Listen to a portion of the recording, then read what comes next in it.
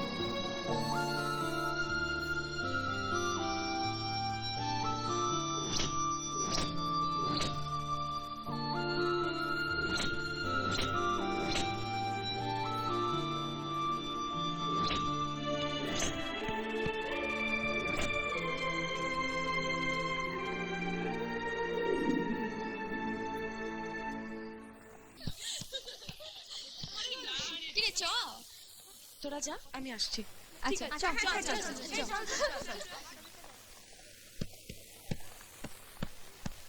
আকাশ, আমি ভুল জানতাম আকাশ। তুমি ঠিক বলেছ, পড়াশোনার চেয়ে খেলাধুলোর দাম মোটেই কম নয়। এটা আমি কাল বুঝেছি। আই এম সরি আকাশ, আমার খুব খারাপ লেগেছে।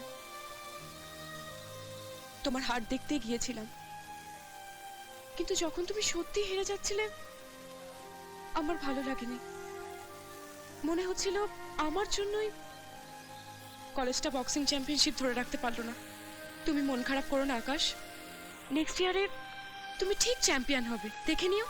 শুধু একটু পড়াশোনা করো প্লিজ। আমি বলছি তুমি ঠিক পারবে, শুধু একটু মনোযোগ চাই আর একটু ইচ্ছে। আমার কোনো মনোযোগ নেই। আছে। আচ্ছা, এই বলটা এক চান্সে বাস্কেট করতে পারবে? তাহলেই বোঝা যাবে তোমার মনোযোগ আছে কি নেই। একটাই চান্স, বলটা বাস্কেট করো তো, আমি জানি তুমি পারবে।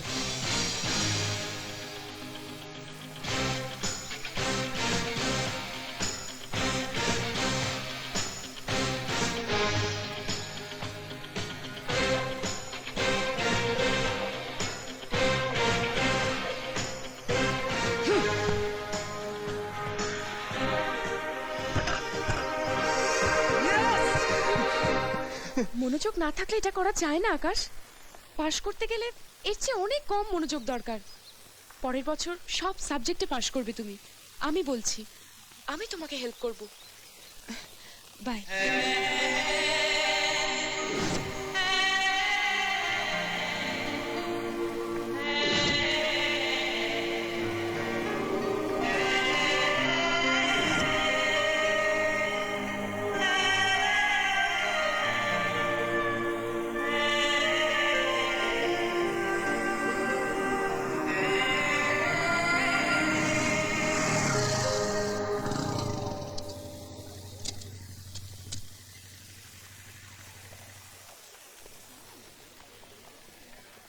আরে না, সেটা হয়নি। আকাশ চল, বাস্কেটবল চল চল চল, কোর্টে চল। ওই দেখো আবার বসে আছে, সব সময় ড্রামা। কি ব্যাপার, খেলতে যাবি না? না, যাবো না। তোমায় কি বাস্কেটবল শরীর টরি খারাপ হলো নাকি দেখি? হ্যাঁ, না না, সেরকম তো কিছু না। কি হলো? আজকে আমি ক্লাস করব, এখন খেলবো না। ক্লাস করবে বলে কি রে? Good morning girls.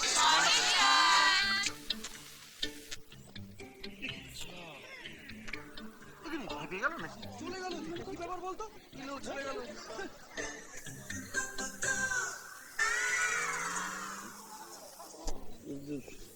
Good morning sir. বসো।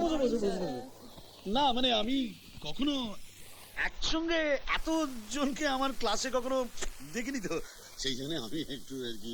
Anyway very good. তো আজকে আমি তোমাদের কিছু সহজ সরল প্রশ্ন করব।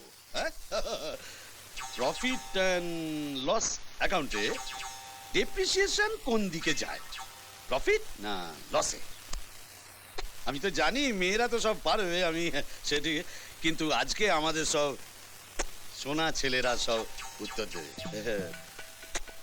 লুকাচ্ছ কেন টুপি? ওটা যা খোলো টুপিটা। হ্যাঁ বল বল। গ্যাস বেরিয়ে গেছে তো, বস। সুনীল বলো, ডেপ্রিসিয়েশন কোন দিকে যাবে? আমার প্রশ্ন কেন স্যার? যেদিকে ইচ্ছে পাঠিয়ে দিন না, ডান দিক বাঁ দিক সামনে পেছনে, এত তো জায়গা। মানে কি ডেপ্রিসিয়েশন কি তোর বাপের মাল নাকি? যেদিকে বলবি সেদিকেই যাবে। বস। আকাশ বলো, হ্যাঁ কোন দিকে যাবে? Loss sir. আন্দাজে ঢিল মাছে চেক করে বলো, কোন দিকে যাবে, প্রফিট না লস? লসেই যাবে স্যার। কি ব্যাপার বলো তো আজকে? এখন ছেলেরাও সব একদম মন দিয়ে পড়াশোনা করছে নাকি? বসো বসো। Thank you. Very good, keep it up. তুই জানতিস না? মেঘনা। আবার কি হলো? Thank you. ওয়েলকাম। তবে এই হেল্পটা কিন্তু প্রত্যেকদিন করা যাবে না। চল। আরে জানি তো, সেই জন্যই তো জানতে এলাম। তুমি টিউশন কবে থেকে করছো? টিউশন? কাকে? আমাকে। তাহলে আজ থেকে শুরু করি?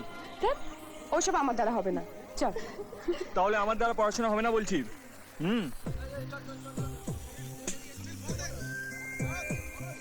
এই ব্যালেন্স শিটটা করেছো তো?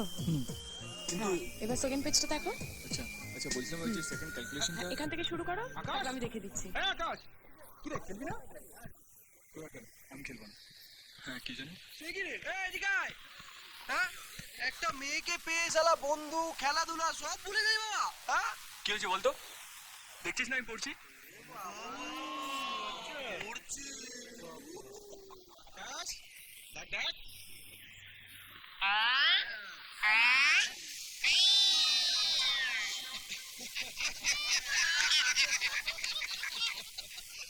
আকাশ, আরেকটা ভালো জায়গায় যাবে? চলো। চল। আমরা এখানে বসতে পারি।